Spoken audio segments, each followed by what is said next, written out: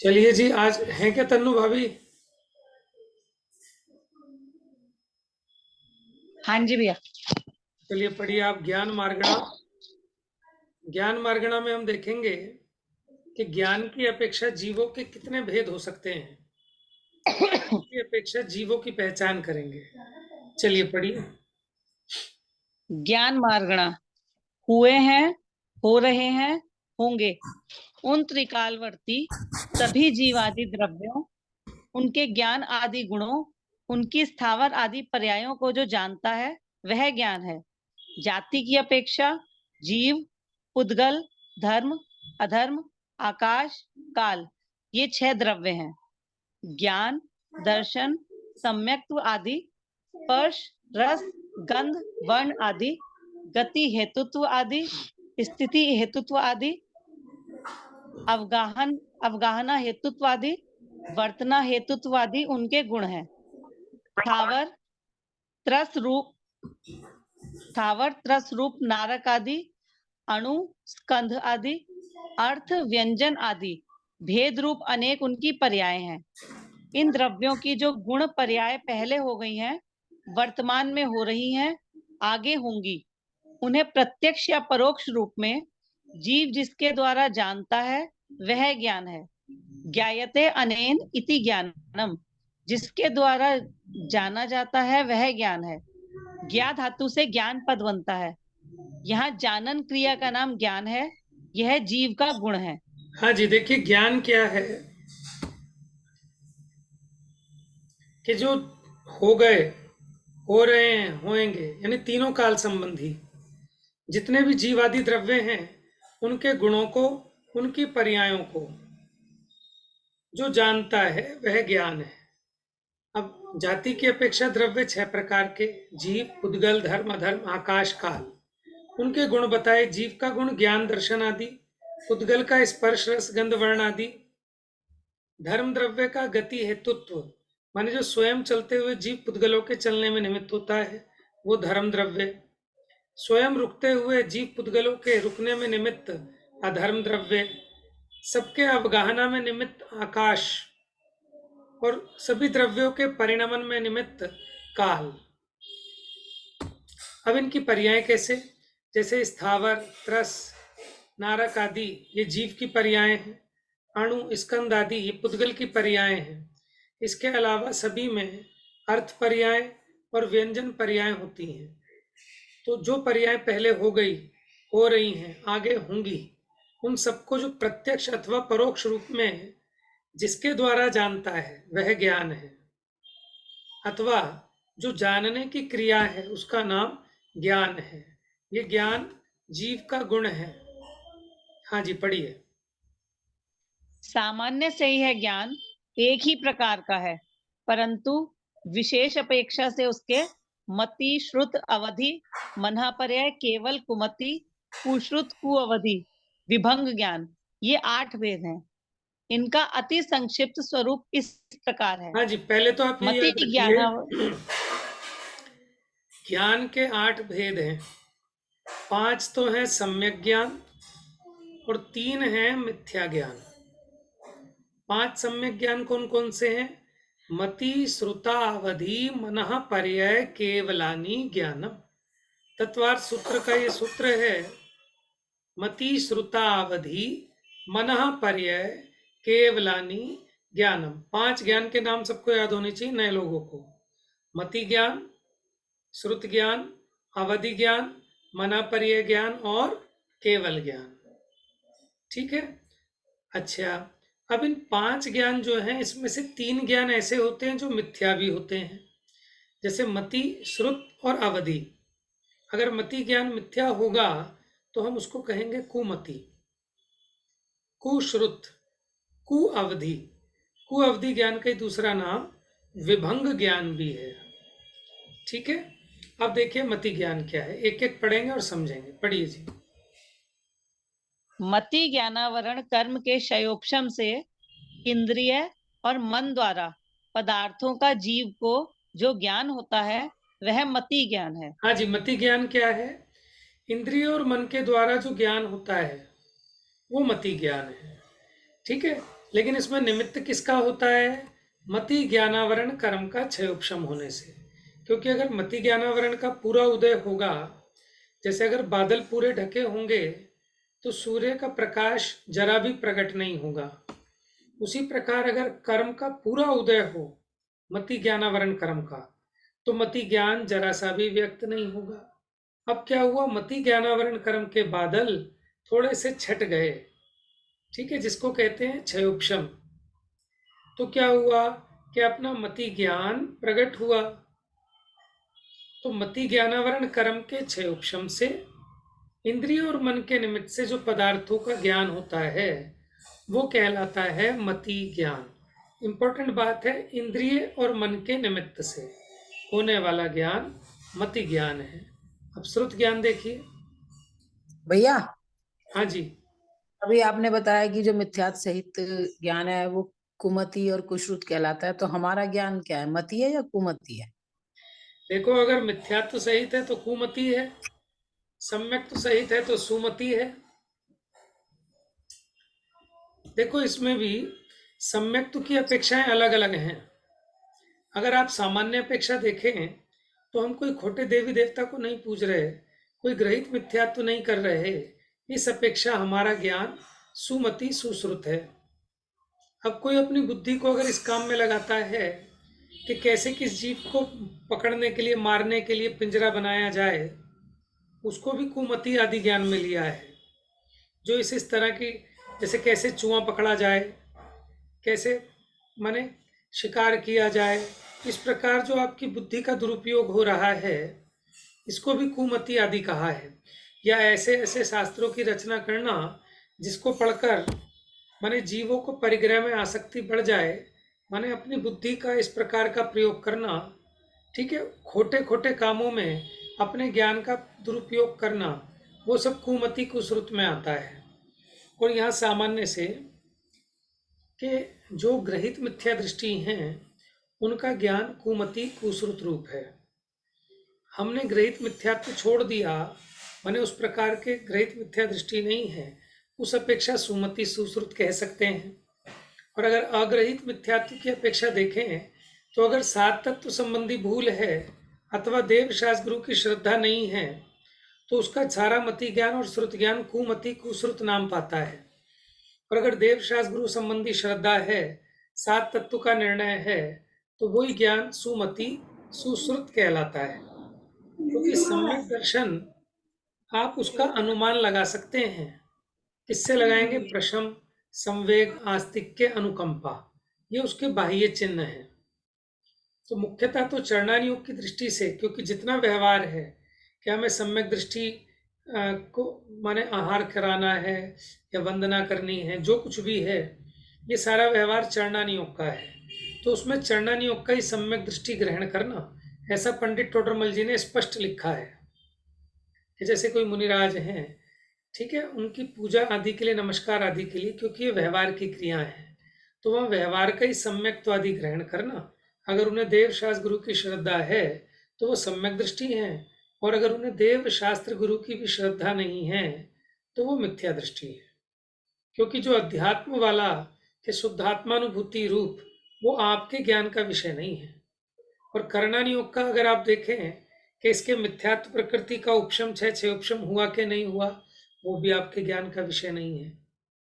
तो आप तो चरणान योग की अपेक्षा ही दूसरे का निर्णय कर सकते हैं, ठीक है। और अपना निर्णय यथा योग्य आगम से समझकर, सात तत्व संबंधी भूल कर निकाल कर समझना चाहिए। अगर सात तत्व संबंधी भूल नहीं है, आपको मोक्ष मार्ग क्या है, मैं कौन हूँ, मेरा सुख कहाँ है, इन बातों की यथार्थ भासना भाषित होती है तो अवश्य में आप सम्यक दृष्टि हैं। और अगर आपको नहीं भासता है ऐसा, देखो, विचार चलना अलग चीज है, वो मैटर नहीं है, लेकिन आपको भीतर में लगता क्या है? भले ही आप पाप में लगे हो, लेकिन पाप आपको करने लायक लगता है कि छोड़ने लायक लगता है, इससे निर्णय होता है श्रद्धा का। भले ही आप घर गृहस्थी में हैं, भले ही आप पांच इंद्रिय के भोगों में लग रहे हैं, लेकिन आपकी श्रद्धा क्या है कि इन पांच इंद्रिय के विषयों में से सुख निकाल लूंगा, कि कब इन 5 इंद्रिय के विषयों को छोड़कर अपनी आत्मा के आश्रय से आनंद की प्राप्ति करूंगा। समझ में है ना? अभिप्राय की बात है, फिर चर्चा चलेगी तब लेंगे विषय। ठीक है, चलिए आगे पढ़िए। अब श्रुत श्रुत ज्ञान क्या श्रुत है? ज्ञानावरण कर्म के क्षयोपशम से मति ज्ञान पूर्वक पदार्थों को जो विशेष रूप से जानने वाले ज्ञान की प्राप्ति जीव को होना श्रुत ज्ञान है। देखो, मति ज्ञान से जो ज्ञान हुआ था, अब उसके संबंध से लिखा ना मति ज्ञान पूर्वक, कि पहले जिसका आपको मति ज्ञान हुआ है, अब उसके संबंध से या तो उसी पदार्थ को विशेष जानना, उसके बारे में और विशेष डिटेल में जानना, अथवा उससे संबंधित किसी अन्य पदार्थ को जानना। जैसे मैं एग्जांपल दूं, जैसे मैंने आपको कहा, हमने कहा घट, घड़ा, ठीक है। ये जो मैंने घड़ा कहा, इसका ज्ञान आपको कर्ण इंद्रिय के माध्यम से हुआ, तो ये मति ज्ञान। ये जो आपको ज्ञान हुआ ना घड़ा घड़ा, ये मति ज्ञान है। लेकिन अब आपको घड़ा कहते ही मिट्टी के अलग अलग टाइप के घड़े ख्याल में आ गए, कि सुराही भी मिलती है। हमारे घर में भी हम घड़ा लाए थे, उसमें हमने पानी ठंडा किया था, वो फूट गया। अब की बार ऐसे अच्छे वाला घड़ा मैंने वहां देखा था, वो लाऊंगा। तो हमने सिर्फ एक घट शब्द आपको कहा, तो घट बस इतना सुनकर जो ज्ञान हुआ वो मति ज्ञान। उसके आगे जो ज्ञान हुआ उससे संबंधित अथवा उसके बारे में विशेष, वो हो गया श्रुत ज्ञान। जैसे मैंने अभी आपको कहा कैंची, ये जो कैंची शब्द का आपको ज्ञान हुआ, ये तो मति ज्ञान है। लेकिन कैंची कहते ही आपके घर में जो कैंची रखी है, ठीक है, यहाँ आपके ससुराल में भी, आपके मायके में भी, जब आपने सिलाई सीखी थी, जब आप जो कैंची लाए थे, वो भी आपको जो आपके ज्ञान में आ गई, वो सब मति ज्ञान का नहीं, वो श्रुत ज्ञान का विषय है। और देखो, जैसे चींटी ने आपके यहाँ डंक मारा, तो चींटी का जो डंक लगा, उसका आपको स्पर्श संबंधी ज्ञान हुआ कि यहाँ कुछ चुभा है, ये तो मति ज्ञान है। अब उसका आप ऐसे हिलते हैं, आपको हटाने का भाव आया उसको कि ये तो अनिष्ट है, ये सब जो इससे विशेष ज्ञान हुआ, ये श्रुत ज्ञान है। जैसे ठंडी हवा आपको लगी, ठंडी हवा के लगने से जो ज्ञान हुआ उसका, ये तो मति ज्ञान है, क्योंकि स्पर्शन इंद्रिय से हुआ। लेकिन अब अरे मुझे फीवर हो जाएगा, लास्ट ईयर भी मुझे ऐसी ठंडी हवा लग गई थी, तो मेरे दर्द हो गया था, ये हो गया था, शॉल ओढ़ लो, ये कर लो, ये सब सारा का सारा श्रुत ज्ञान है। ऐसे सभी इंद्रियों पर इसको लगा सकते हैं। ठीक है, तो इंद्रिय और मन के निमित्त से जो ज्ञान हुआ वो मति ज्ञान, फिर उसके संबंध से जो विशेष आगे हुआ वो श्रुत ज्ञान। ठीक है, आगे पढ़िए।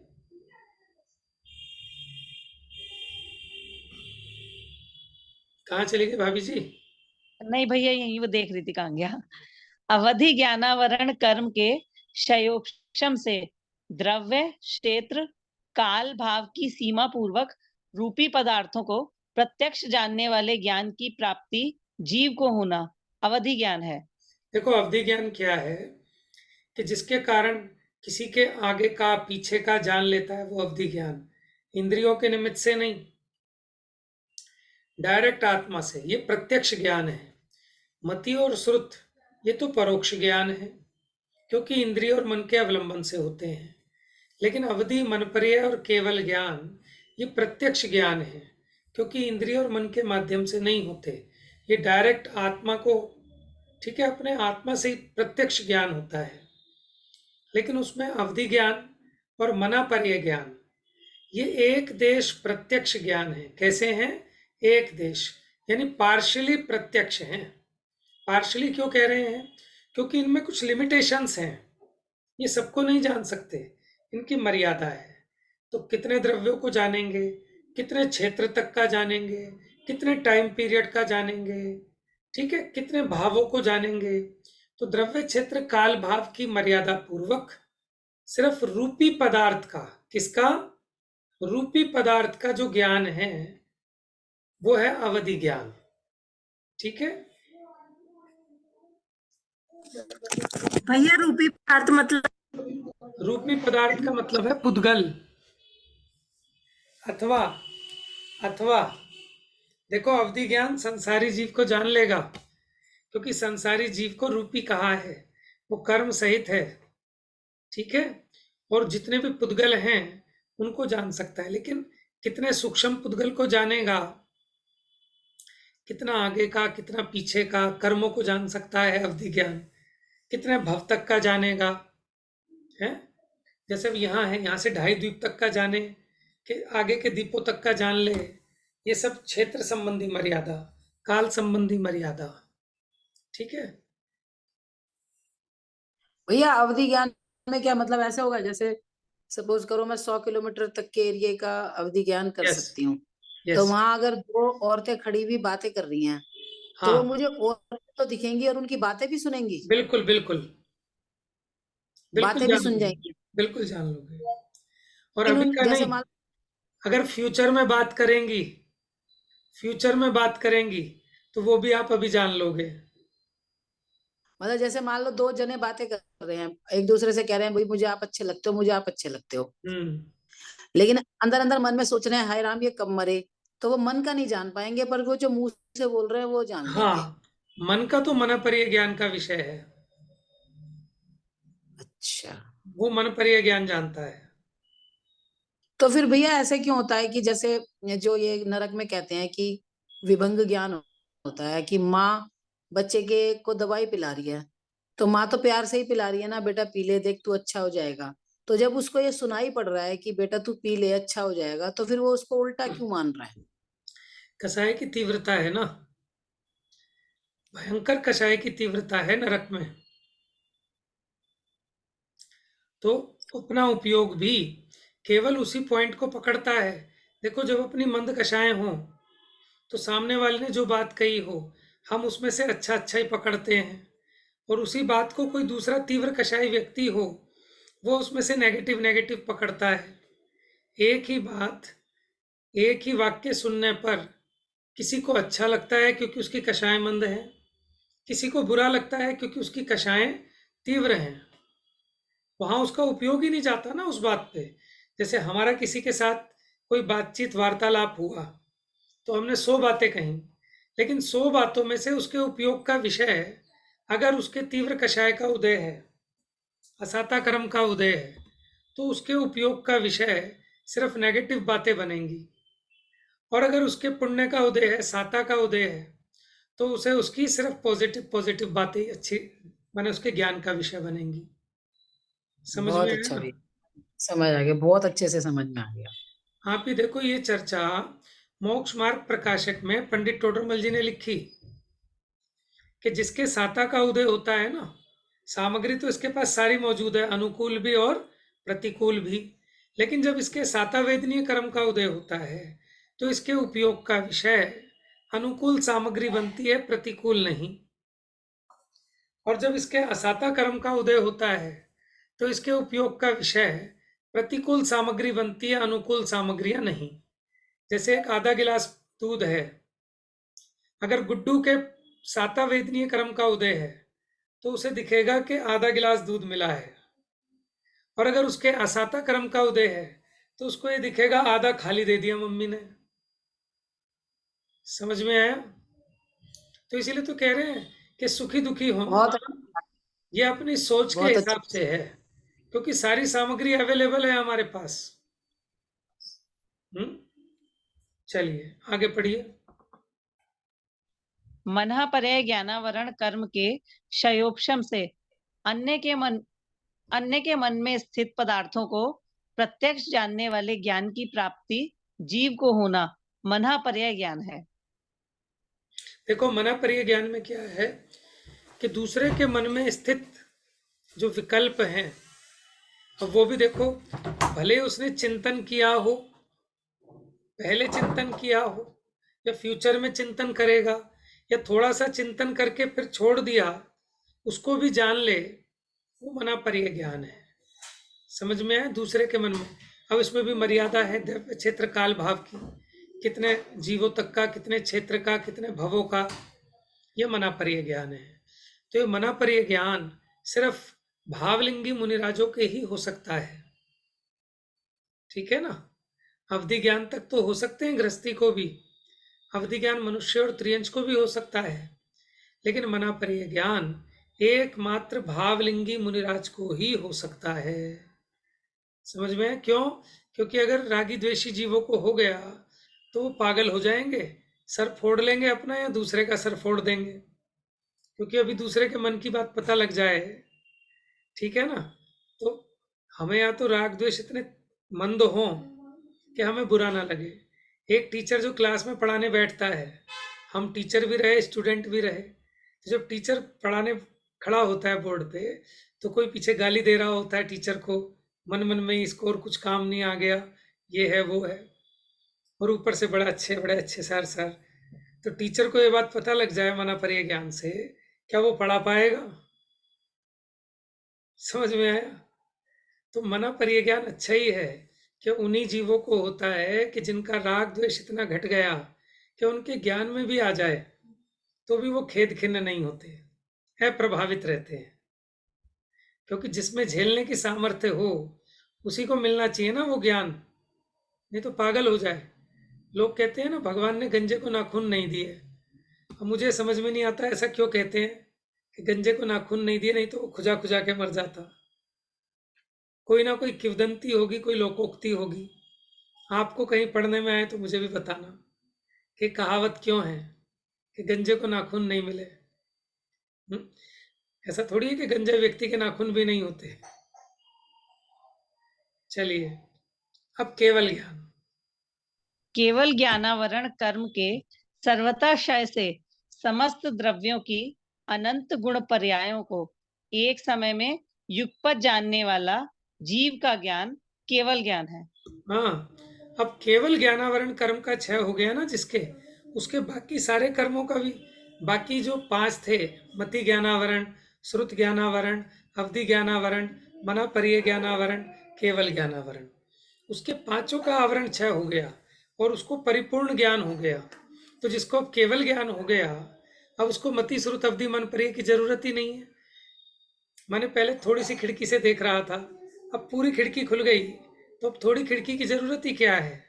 तो मति श्रुत अवधि मन परीय है, वो सब केवल ज्ञान में ही गर्भित हो गए। केवल ज्ञान में पूरा एकदम डायरेक्ट, बिना मर्यादा के, अथाय 3 लोक 3 काल का, ठीक है, सब कुछ जानने में आता है। लेकिन राग द्वेष नहीं है, इसलिए दुखी सुखी नहीं होते। हमने बताया था ना कि आपने गोलगप्पे को खाकर भी वो स्वाद नहीं लिया होगा जितना स्पष्ट स्वाद केवल ज्ञान में जानने में आ जाता है। क्योंकि हम तो जीभ से चखेंगे, ये परोक्ष ज्ञान है, इंद्रिय से होने वाला ज्ञान है, ठीक है। लेकिन जो केवल ज्ञान है वो तो जितने आज तक स्वाद हो गए, जितने स्वाद होंगे, जितने हो रहे हैं, उन सबको एक साथ एक समय में अत्यंत स्पष्ट रूप से वो केवल ज्ञान जानता है। लेकिन उसमें रागी द्वेषी नहीं होता। समझ में आया? उससे कुछ नहीं बचा। आज तक जितने नाटक बनेंगे, जितनी किताबें लिखी गई लिखी जाएंगी, इसके अलावा जितने अनंत केवली भगवान अपने ज्ञान में जो जान रहे हैं वो भी वो अपने ज्ञान में जान रहे हैं, क्योंकि सभी जीवों को जान रहे हैं। ये सब जीव क्या जान रहे हैं वो भी जान रहे हैं। तो देखो कितना मल्टीपल उसकी थाह नहीं है केवल ज्ञान की। और ऐसा ज्ञान ये मेरा स्वभाव है। अगर मैं अपने स्वभाव को पहचानूं तो मेरा वो स्वभाव प्रकट हो जाए, तो उस ज्ञान की इतनी सामर्थ्य है। ये चैतन्य का चमत्कार है, इससे बड़ा कोई चमत्कार नहीं है। पढ़िए जी। ये 5 सम्यक ज्ञान है, कुमति आदि 3 मिथ्या ज्ञान है। पदार्थ का जैसा स्वरूप है उसे उसी प्रकार जानने वाला सम्यक ज्ञान है।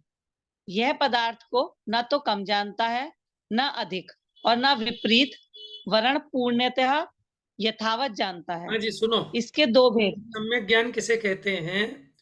ना तो कम जाने, ना अधिक जाने, ना विपरीत जाने। रत्नकरण श्रावकाचार का एक श्लोक है, अन्यूनम अतिरिक्तम याथा तथ्यम बिना च विपरीतात, कि ना तो कम जाने ना ज्यादा जाने ना अन्यथा जाने। इसी बात को उत्तम चंद जी ऐसे कहते थे कि ना अंडरवाइज ना ओवरवाइज और ना अदरवाइज। समझ में आया? अब कम जानने का मतलब क्या है और अधिक जानने का मतलब क्या है? देखो, जैसे आत्मा में ज्ञान दर्शन है, ठीक है, लेकिन उसको नहीं मानना, उससे कम मानना। आत्मा का स्वभाव केवल ज्ञान रूप है, लेकिन केवल ज्ञान स्वभाव से कम मानना, इसका नाम हो गया कम जानना। अधिक जानना क्या? आत्मा में रूपी नाम का गुण नहीं है, लेकिन आत्मा को फिर भी रूपी मानना, यह अधिक जानना हो गया। और विपरीत क्या है कि आत्मा देह से भिन्न है, लेकिन देह रूप अपने को अनुभव करना, यह अन्यथा जानना हो गया। तो ये हो गए मिथ्या ज्ञान। पढ़िए जी, कहाँ गई भाभी जी? इसके दो भेद हैं, प्रत्यक्ष और परोक्ष। किसके दो जो भेद हैं? ज्ञान अप, हाँ जी, नए नए लोग बताएंगे किसके दो भेद हैं? इन ज्ञानों के और थोड़ा सा स्पष्ट बताओ। ये मति, ये अभी आपने बताया ना, मति श्रुत और अवधि, और ये प्रत्यक्ष ज्ञान है केवल। देखो, ये नहीं, सम्यक श्रुत ज्ञान ज्ञान है। परोक्ष ज्ञान है और सम्यक मति ज्ञान ज्ञान भी करें। परोक्ष ज्ञान है। हाँ मति और श्रुत परोक्ष है। तो ये जो ज्ञान है, हाँ हाँ। इनके दो भेद, प्रत्यक्ष और परोक्ष। तो पहले जो मति श्रुत हैं वो परोक्ष, बाकी तीन प्रत्यक्ष। प्रत्यक्ष इसके भी दो भेद कर दिए हमने, एक देश प्रत्यक्ष और सकल और प्रत्यक्ष। सब। चलिए पढ़िए आगे। जो ज्ञान अपने विषय को स्पष्ट रूप से जानता है वह प्रत्यक्ष है, तथा जो अपने विषय को स्पष्ट रूप से नहीं जानता है वह परोक्ष है। मति, श्रुत, अवधि, मनःपर्याय, ये चार ज्ञान शायोपशमिक ज्ञान कहलाते हैं, क्योंकि इनमें तत्संबंधी दर्शनावरण, ज्ञानावरण, वीर्यांतराय कर्म का क्षयोपशम निमित्त है। हाँ जी, आपको हमने पढ़ाया था ना छायोपशमिक औपशमिक। तो जो कर्म के क्षयोपशम के निमित्त से हो वो छायोपशमिक। तो मति ज्ञान, श्रुत ज्ञान, अवधि ज्ञान, मनःपर्य ज्ञान, ये अपने अपने जो प्रतिपक्षी कर्म हैं, मति ज्ञानावरण, श्रुत ज्ञानावरण, अवधि ज्ञानावरण, मनःपर्य ज्ञानावरण, उनके क्षयोपशम से होते हैं, इसलिए ज्ञान क्षयोपशमिक कहलाते हैं।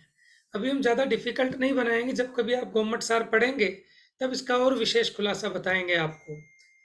आगे घाती कर्मों के स्पर्धक दो तो प्रकार आपकी के हैं। किस्मत है, देखो इसमें विषय आ गया, मैं समझाना नहीं चाह रहा था ये। इस पे सर्वघाती देशघाती। खुलासे से कल चर्चा करेंगे, आपको समझाएंगे कि क्षयोपशमिक ज्ञान में और क्षयिक ज्ञान में क्या अंतर होता है। केवल ज्ञान क्षयिक ज्ञान है, तो उसमें आपका कुछ भी जानने से नहीं रहेगा। इसमें कभी ऐसा नहीं हो सकता कि मनःपर्य ज्ञान का पूरा क्षय हो जाए, मनःपर्य ज्ञानावरण का, कि मनःपर्य ज्ञानावरण से नाश होने से पूरा लोकालोक जान ले, ऐसा नहीं हो सकता। अपने को जो मति श्रुत ज्ञान है, मति श्रुत का क्षयोपशम है, ठीक है ना। लेकिन कभी ऐसा हो जाए अपनी अवस्था में, छद्मस दशा में, कि मति ज्ञान के द्वारा समस्त सबको जान ले, ऐसा कभी नहीं हो सकता। क्यों नहीं हो सकता, कैसे नहीं हो सकता, उसकी चर्चा कल करेंगे, क्योंकि अब ये एक प्रकरण थोड़ा सा गहराई में जाना पड़ेगा हमें, और टाइम अब कम बचा है। आप लोगों का टाइम। भैया, हाँ जैसे आपने अभी बताया कि भाई केवल ज्ञानी, जो हम मान लो गोलगप्पे का स्वाद ले रहे हैं तो वो एग्जैक्ट जान रहे हैं, तो हमें तो स्वाद वो हमारे राग के कारण लगता है, उन्हें बिल्कुल। स्वाद थोड़ी ना लग रहा हो। ना ना, वो तो बस जान जान में रहे इतना हैं। नमक है, इतनी हाँ, इतनी इतनी बस बस बस, वो जैसा है उसको यथारूप वैसा जानते हैं। हम अपने राग के हिसाब से उसमें इष्टनिष्टपना मानते हैं। अच्छा, एक बात और है, जैसे केवली तो भूत भविष्य और वर्तमान की सारी पर्यायों को यथावत जानते हैं, हम्म है ना। हम्म तो अब मान लो वो इस पल जान रहे हैं सारी पर्यायों को, भूत भविष्य वर्तमान की, फिर अगले समय भी जान रहे हैं, तो वो तो हर समय सेम सेम जान रहे हैं, फिर उनका तो नया बिल्कुल पुराना कुछ भी नहीं हुआ। बिल्कुल। तो फिर उनके ज्ञान में मतलब फिर वो क्या आनंद क्या कर रहे हैं? जैसे आनंद मान लो इसमें मैं अभी नहीं भी है। जानती हूँ कि ऐसा डिब्बा है वहां पर, ऐसा डिब्बा है, ऐसी रेल चल रही है। फिर मैं अगले क्षण भी वही जान रही हूँ, फिर मैं तीसरे क्षण भी वही जान रही हूँ, और फिर जैसे मैं अभी भी जान रही हूँ कि इस डब्बे में से इतने यात्री चढ़ेंगे, इतने उतरेंगे, मैं अगले क्षण भी यही जान रही हूँ, उससे अगले क्षण भी यही जान रही हूँ। तो मतलब इससे क्या दिव्यता हुई, क्या मजा आया, क्या सुनो परे सुनो वो सुनो, हुआ फर्क? इसमें जो हम जानने में मजा मानते हैं ना, हम कहीं किसी चीज को जानने में मजा मानते हैं, किसी में सजा मानते हैं। कोई चीज हमें अच्छी लगती है, कोई बुरी लगती है जानने में, क्योंकि हम रागी द्वेषी हैं। जबकि जानने से सुखी दुखी होने का संबंध नहीं है, क्योंकि जो पदार्थ जैसा है वैसा उसे जान लिया, उससे सुखी दुखी होने का संबंध नहीं है। ये तो हमें लगता है कि नया नया प्रमेय मिले, नई नई चीजें जानने में आए तो मजा आता है। तो मजा, हमें इच्छा होती है ना जानने की, इसलिए हमको लगता है कि हमारी इच्छा की पूर्ति हुई। जैसे विषयों में हम अपनी इच्छा की पूर्ति करना चाहते हैं, उसी प्रकार किसी विषय को समझकर भी हम उस तरह की अपनी इच्छा की पूर्ति करना चाहते हैं। एक तो उनको इच्छा नहीं है कि अगर वो नवीन नवीन भी जाने तो उससे कोई सुखी होने का संबंध नहीं है। दूसरा, अगर आप ये मानो कि अगले समय में कुछ नया जानेंगे तो पहले समय में कुछ कम जाना था, ये मानना पड़ेगा। तो फिर उसको पूर्ण ज्ञान कैसे कहेंगे? तो फिर उसको पूर्ण ज्ञान नहीं मानना होगा। हाँ, इतना तो जरूर फिर वो है। आनंद क्या कर रहे हैं? मतलब क्या आनंद कर रहे हैं फिर आनंद वो? का संबंध किससे है? आनंद का संबंध है वीतराग भाव के कारण। हम दुखी क्यों हैं? ना जानने, कम जानने से दुखी नहीं है, हम अपने राग द्वेष के कारण दुखी हैं। राग द्वेष का अभाव हो जाए तो हम सुखी हो जाएंगे। आकुलता ही तो दुख रूप है ना। आकुलता ना हो उसका नाम सुख है। जब लास्ट पेपर करके मास्टर के हाथ में कॉपी थमाते हैं तो ऐसा लगता है जैसे मोक्ष हो गया। लास्ट पेपर हो बोर्ड के एग्जाम का, ऐसा लगता है ना मोक्ष हो गया। क्यों लगता है? कि वो जो बोझा था आकुलता का, वो कुछ क्षण के लिए आकुलता मिट गई। तो अब आप आनंद कहाँ से आया बताओ? आनंद तो अपने स्वभाव में है। उस आनंद का हम हर समय घात कर रहे हैं आकुलता के कारण। आकुलता मिटती है तो आनंद फील होता है। तो उनकी सर्व आकुलताएं मिट गई, इसलिए वो सुखी हैं। लोकालोक को जान रहे हैं, इससे सुख का संबंध नहीं है। ये बात समझ में आई। आकुलता मिट गई इसलिए सुखी है, मतलब हाँ, जानने ना जानने से कोई मतलब नहीं है। नहीं नहीं। और दूसरी बात, सही है। उनके मोहनीय के अभाव में अनंत सुख प्रकट हुआ है, तो उससे सुखी हुए हैं। मोहनीय कर्म का पूरी तरह संपूर्णता अभाव हुआ, तो उसके कारण। तो पर फैंटेसाइज या हर चीज को पॉपुलराइज तो उनके सर्वज्ञ बने से करते हैं। हम सर्वज्ञ इसमें हैं जी, सर्वज्ञ हमारा प्रयोजन है सर्वज्ञ ना, हैं। हमारा प्रयोजन है। क्योंकि हमें जिससे पढ़ना है, हमें जिससे समझना है, उसकी प्रामाणिकता सिद्ध करने के लिए हम सर्वज्ञता की दुहाई देते हैं। नहीं तो जो बात हम उनकी सुन रहे हैं कि वो प्रामाणिक है कि अप्रामाणिक है, किसने देखे 6 द्रव्य, किसने देखे 7 तत्व, पता नहीं ऐसी कह दिया हो, स्वर्ग नरक है कि नहीं, पुण्य पाप कुछ होता है कि नहीं होता।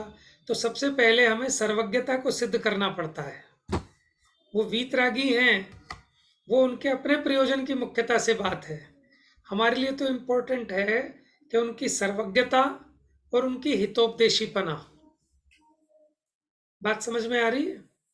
शेष चर्चा हाँ जी बेटा, कल करेंगे। आ, नए लोग क्यों कंफ्यूज हो, समझ में आ रही प्रीति?